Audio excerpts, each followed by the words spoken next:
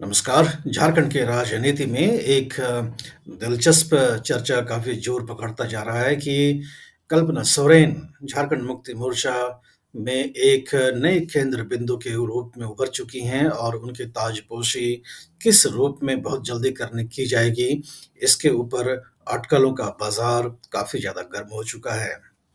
बताते हैं कि फरवरी या मार्च के महीने में झारखंड मुक्ति मोर्चा का कोई अधिवेशन तय हो सकता है और उस झारखंड मुक्ति मोर्चा के अधिवेशन में कल्पना सोरेन को एक बड़ी जिम्मेदारी दी जा सकती है। जो जानकार सूत्र हैं, जो राजनीतिक घटनाक्रम को झारखंड में होने वाले पर काफ़ी तीखी नज़र बना करके रखते हैं, उनका मानना है कि कार्यकारी अध्यक्ष भी झारखंड मुक्ति मोर्चा की बन सकती हैं कल्पना सोरेन। उसके काफ़ी सारे तर्क दिए जा रहे हैं कि ऐसा माना जा रहा है कि पूरे झारखंड मुक्ति मोर्चा के जो राजनीतिक इतिहास है, उसमें तीसरी सबसे बड़ी शक्ति के रूप में स्थापित कर चुकी हैं कल्पना सोरेन। शिबू सोरेन और हेमंत सोरेन के बाद अगर कोई ताकतवर शख्सियत है जिसकी पूरे राज्य भर में अपनी पहचान है और जो अपने बूते पर पार्टी के लिए काम भी कर सकती हैं, जनता का वोट भी ला सकती हैं और चुनाव का रुख और मिजाज भी बदल सकती हैं, तो वो कल्पना सोरेन ने कर दिखाया है विधानसभा चुनाव में। तो ऐसे में तीसरी सबसे बड़ी शक्ति झारखंड मुक्ति मोर्चा में बन जाने के बाद अभी वो मात्र गांडेय विधानसभा की विधायिका हैं, लेकिन उनको एक पद भी दिया जा सकता है झारखंड मुक्ति मोर्चा में, क्योंकि राजनीतिक चुनौती विधानसभा चुनाव खत्म होने के बाद और करीबन अब हनीमून पीरियड जो हेमंत सोरेन सरकार की है वो खत्म भी होने वाली है। तो वो राजनीतिक चुनौती अब शुरू भी होगी और उन राजनीतिक चुनौतियों से निपटने के लिए झारखंड मुक्ति मोर्चा को दरकार होगा कि एक ऐसे शख्स को सामने किया जाए जो पार्टी का दामन और कार्यभार बखूबी निभा सके। तो ऐसे में दूर जाने की ज़रूरत क्या है, और ऐसा राजनीतिक पर्यवेक्षक जो रांची में हैं वो बताते हैं कि जो अगला अधिवेशन या फरवरी या मार्च के महीने में होगा झारखंड मुक्ति मोर्चा का, उसमें कल्पना सोरेन को कार्यकारी अध्यक्ष भी बना सकते हैं, महिला मोर्चा का भी अध्यक्ष बना सकते हैं या कोई विशेष पद भी दे सकते हैं, जैसे कि केंद्रीय महासचिव का भी पद भी दे सकते हैं। एक तरह से लोगों का ये भी कहना है कि मुख्यमंत्री के साथ कई सारे मीटिंग्स में वो देखी जाती हैं। पब्लिक जो अपीयरेंसेस हैं, अ, जो दरबार लगाते हैं हेमंत सोरेन जनसुनवाई के दौरान, उसमें भी उनके साथ ही दिखाई पड़ती हैं। महिला सम्मान योजना का जो पहला इंस्टॉलमेंट, पहली किस्त जो जारी करी सरकार ने, उसके लिए जो पब्लिक मीटिंग किया हेमंत सोरेन ने, उसमें जो फ़ोटोग्राफ्स का फ्रेम आया, उस फ्रेम में हेमंत सोरेन भी थीं और साथ में कल्पना सोरेन भी थीं। तो ऐसे में अनाधिकारिक रूप से ये स्पष्ट है कि कल्पना सोरेन की हैसियत क्या है, कद क्या है, उसमें कोई संशय वाली कोई स्थिति नहीं है, कोई डाउट नहीं है। अब चूँकि रांची हाई कोर्ट के आदेश के बाद स्थानीय निकाय की चुनाव भी अब 4 महीने के अंदर तय हो गई है। 4 महीने में निकायों की चुनाव होगी। अब झारखंड मुक्ति मोर्चा को चुनावी मैदान में कूदना भी पड़ेगा और चुनावी मैदान में कूदना पड़ेगा तब जब इतनी अनुभवी नेता खुद झारखंड मुक्ति मोर्चा में हैं, तो कल्पना सोरेन को ज़िम्मेदारी क्यों ना दी जाए। जो शीर्ष के नेतृत्व हैं, जिनकी थोड़ी बहुत साख है झारखंड मुक्ति मोर्चा में, उनका कहना है कि कल्पना सोरेन को एक पार्टी के अंदर ज़िम्मेदारी देना बहुत ही ज़रूरी है। उनका कहना है, उनकी दलील ये है कि सरकार के कामकाज बहुत ज़्यादा होते हैं और कहीं न कहीं हेमंत सोरेन की जो राजनीतिक गतिविधि है, उसमें सरकारी कामकाज की वजह से उन्हें समय कम मिल सकता है और ऐसी स्थिति में पार्टी के ऊपर पार्टी को मजबूत करना, पार्टी में जान डालना, पार्टी का फैलाव करना और नई उभरते हुए चुनौतियों से निपटना, ये शायद उनके लिए समय निकालना बहुत मुश्किल हो सकता है। तो ऐसे में ज़रूरी है कि कल्पना सोरेन को आगे किया जाए।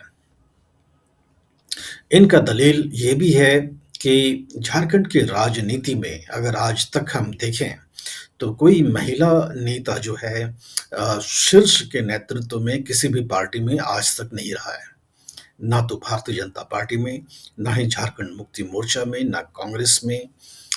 ना ही जो क्षेत्रीय दल हैं और जैसे आजसू पार्टी हो गई, इनमें नहीं देखा गया है। और उनका दलील ये भी है कि झारखंड के विधानसभा चुनाव में महिला मतदाताओं का बहुत बड़ा योगदान था और उनके बढ़-चढ़ कर के मतदान करने की वजह से ही जो झारखंड मुक्ति मोर्चा के नेतृत्व में जो इंडिया ब्लॉक है, उसकी बहुत भारी जीत हुई।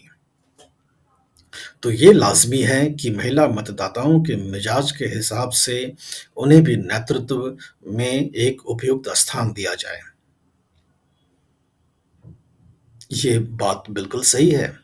कि भारतीय राजनीति में महिलाओं का उचित स्थान जो है, वो अब तक पूरा नहीं हो पाया। अगर संसद में महिलाओं की सहभागिता देखें, तो वो महज़ 13 से 15% के आसपास ही आज भी है। 9% के आसपास 50 के दशक में हुआ करता था और इतने दशक बीत जाने के बाद भी 50% की सहभागिता ना तो संसद में है, ना किसी विधानसभा में है। थोड़ा बहुत पहल उड़ीसा में जब नवीन पटनायक मुख्यमंत्री थे और पश्चिम बंगाल में देखा गया है कि महिलाओं को राजनीति में उचित जगह इन दोनों जगहों पर दिया गया है। लेकिन अगर बाकी राज्यों में देख लें या केंद्र में देख लें संसद में, तो महिलाओं की सहभागिता और राजनीति में उनकी संख्या के मुताबिक बिल्कुल ही कम है। आधी आबादी, आधा हिस्सेदारी ये एक स्वप्न के रूप में ही महिलाओं के लिए है और ऐसी स्थिति में अगर कोई ऐसी महिला नेता सामने आती है जो अपने दम पर किसी पार्टी को चुनाव में जीत दिला सकती है, तो उन्हें उचित स्थान क्यों ना दिया जाए? ये दलील है झारखंड मुक्ति मोर्चा के कई सारे शीर्ष के नेताओं का, उनके प्रवक्ताओं का भी ये कहना है कि कल्पना सोरेन को एक उचित ज़िम्मेदारी जल्द ही दी जाएगी पार्टी के अंदर में, ताकि अपना जो उनकी जो भूमिका है, उनका जो टैलेंट है, उसका प्रॉपर उपयोग कर पाएँ। हम ये जानते हैं कि पूरे विधानसभा के चुनाव प्रचार में करीबन 100 सभा कल्पना सोरेन ने करा था। अगर हम जब हेमंत सोरेन को एनफोर्समेंट डायरेक्टोरेट ने अरेस्ट किया और उनको रांची सेंट्रल जेल भेजा गया, तब से लेकर के विधानसभा चुनाव के प्रचार के खत्म होने तक ऐसा माना जाता है कि करीबन 400 सभा कल्पना सोरेन ने खुद करी थी।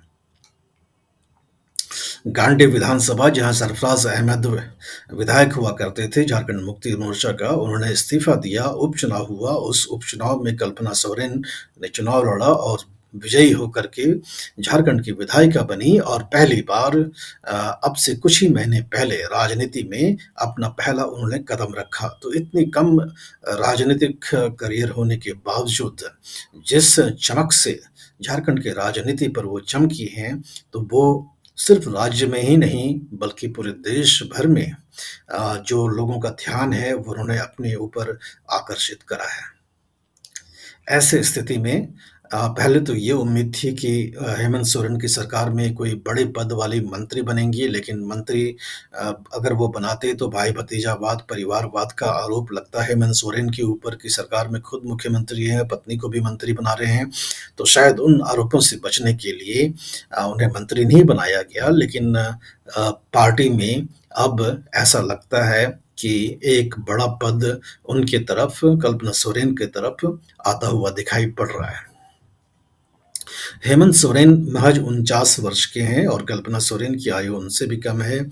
बहुत पढ़ी-लिखी हैं, हिंदी, अंग्रेजी बहुत अच्छा बोलती हैं, स्थानीय भाषाओं की भी ज्ञाता हैं, बहुत अच्छी ऑरेटर हैं। ऐसा कहा जाता है कि हेमंत सोरेन खुद कोई बड़े अच्छे वक्ता नहीं हैं, लेकिन कल्पना सोरेन जो हैं वो बहुत अच्छी वक्ता हैं, बहुत अच्छे ऑरेटर हैं और उनकी ऑरेटरी और उनके भाषणों की वजह से उन्होंने ना ही महिलाओं को सिर्फ ध्रुवीकरण किया झारखंड मुक्ति मोर्चा के पक्ष में, बल्कि मीडिया में भी काफ़ी अटेंशन खोजा। ऐसे समय में जब झारखंड की राजनीति में नई चुनौतियाँ आगे सामने आ रही हैं, क्योंकि जेएलकेएम पार्टी के जो मुखिया हैं और डुमरी के जो विधायक हैं, जयराम कुमार महतो, उनके बारे में भी जो राजनीतिक विश्लेषज्ञ हैं, उनका ये मानना है कि वो बहुत ही अच्छे वक्ता हैं, काफ़ी अच्छे ऑरेटर हैं, पढ़े-लिखे हैं, पीएचडी कर रहे हैं और युवाओं का उनके साथ साथ है। तो ऐसे में झारखंड मुक्ति मोर्चा भविष्य को की भी चुनौतियों को देखते हुए और जयराम कुमार महतो द्वारा चैलेंज देते हुए कि भी जो चुनौतियाँ हैं, उनको देखते हुए ऐसा लगता है कि कल्पना सोरेन को एक पार्टी में बहुत बड़ा ज़िम्मेदारी बहुत जल्द अब मिल जाएगा। अगर ये ज़िम्मेदारी उनको जल्दी मिल जाती है, तो झारखंड मुक्ति मोर्चा कोशिश करेगी कि एक बार फिर से कल्पना सोरेन झारखंड मुक्ति मोर्चा का नेतृत्व स्थानीय निकाय चुनाव में करे। क्योंकि राजनीतिक विश्लेषज्ञों का ये कहना है कि झारखंड में जो झारखंड मुक्ति मोर्चा का जो पॉलिटिकल बेस है, वो ग्रामीण इलाकों में है और ये जो निकाय जो चुनाव होने हैं, वो शहरी इलाकों में होने हैं और ये निकाय चुनाव में अगर झारखंड मुक्ति मोर्चा का प्रदर्शन अच्छा नहीं हुआ, तो कहीं न कहीं इमेज पार्टी का खराब हो सकता है। तो इससे बचने के लिए पार्टी में जल्दी से ही अधिवेशन एक जल्दी से तय हो सकता है और कल्पना सोरेन को एक बड़ी ज़िम्मेदारी मिल सकती है। इस विषय के ऊपर आपके जो विचार हैं, वो हमें आप लिख कर के बताएँ। अगर आपको पसंद आता है ये वीडियो, तो इसका लिंक अपने दोस्त और रिश्तेदारों के साथ साझा भी करें और चैनल को सब्सक्राइब भी करें। धन्यवाद।